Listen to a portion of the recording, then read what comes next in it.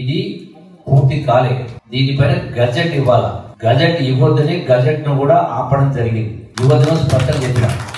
Gazette notification ఇస్తేనే ఇది అమలవుతుంది. Gazette notification ఇస్తేనే ఇది అమలవుతుంది. గజెట్ నోటిఫికేషన్ ఇవ్వద్దని కూడా సంబంధ ప్రిన్సిపల్ సిసిఓకు నేను ఆదేశాలు కూడా ఇవ్వడం జరిగింది. నాకు అర్థమైంది.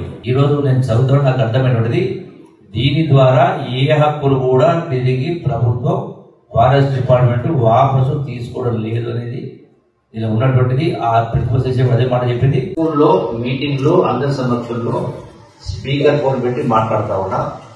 ఇంతకుముందే మీకు అరగంట కింద నేను మళ్ళీ మాట్లాడినా.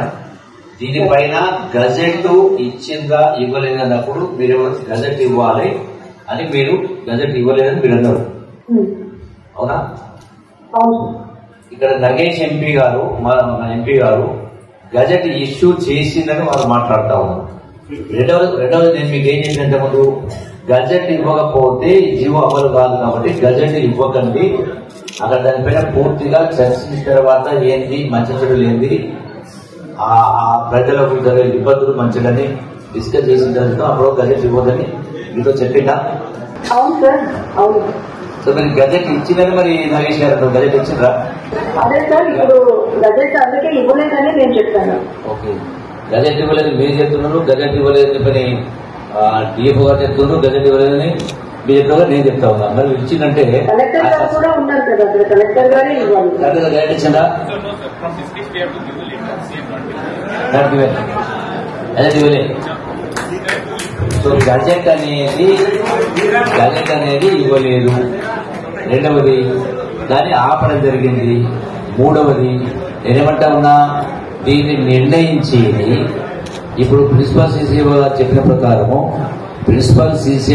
ప్రకారము ఈ జీవో వల్ల ఏ హక్కులు కూడా తిరిగి వాపసు తీసుకోవడం లేదన్న మాట మాట్లాడారు.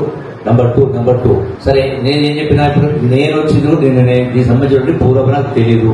నేను వస్తూ మాట్లాడడం జరిగింది.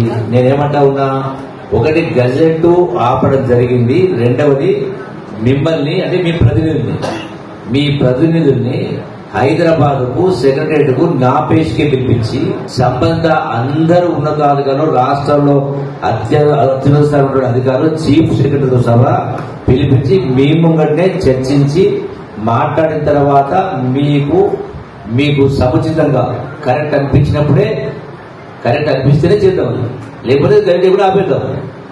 మిమ్మల్ని పిలిపిస్తా అని చెప్తున్నా. సెక్రటరీ పిలిపిస్తామో, ఉన్నతాధికారులు మాట్లాడిస్తామో, మీరు మీ ప్రతినిధులు ఆ మీటింగ్ లో ఉండండి.